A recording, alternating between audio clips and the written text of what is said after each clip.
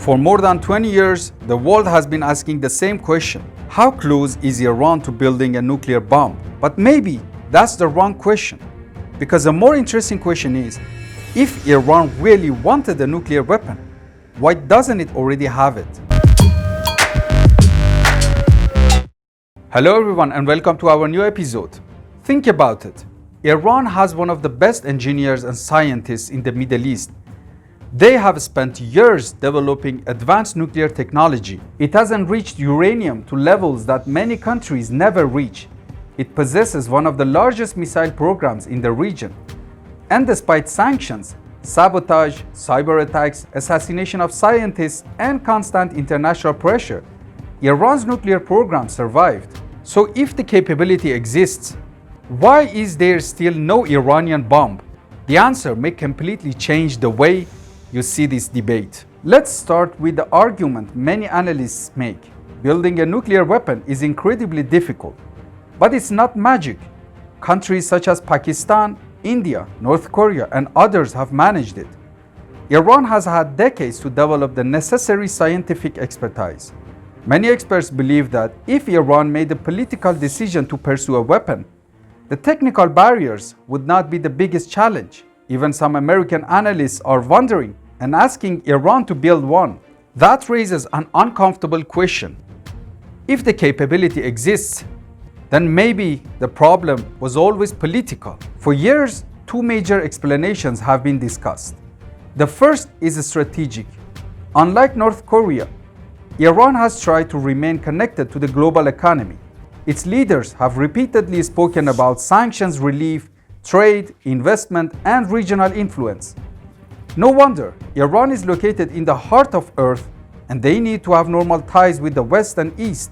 Actually, building a nuclear weapon could trigger severe international isolation. It could unite rivals against Iran. It could damage economic opportunities for decades. In other words, having the ability to create a bomb may provide leverage, but in fact, it also may create problems. The second explanation is ideology. Iran's leadership has repeatedly stated that nuclear weapons are forbidden under Islamic principles. Iranian officials have often pointed to religious rulings that reject weapons capable of indiscriminate mass destruction. Critics argue that governments can change their position when things change. Supporters argue that these statements have been remarkably consistent over the years. Regardless of where you stand, the point is simple. For a long time, Iran appeared to believe that remaining a threshold state, powerful enough to potentially build a weapon, but stopping short of actually doing so, offered more advantages than crossing the line. But then something changed. Imagine you're sitting in Tehran.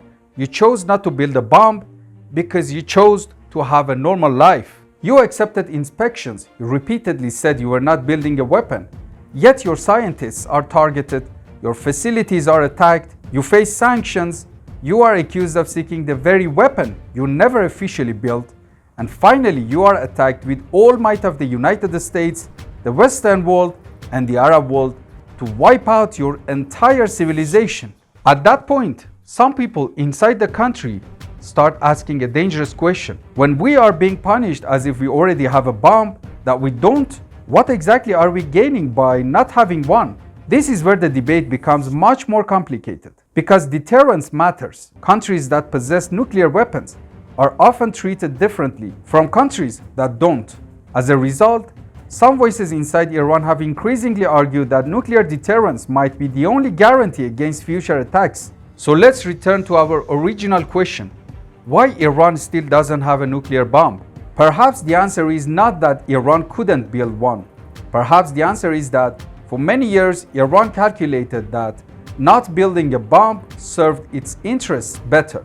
The real question today is whether that calculation has changed as a result of immense Western aggression. Because if a country believes it is being treated as a nuclear country, even if it doesn't have, the incentives can change. And if incentives change, history can change. The world has spent decades asking whether Iran can build a nuclear weapon. The more important question now may be, does Iran still believe it has a reason not to?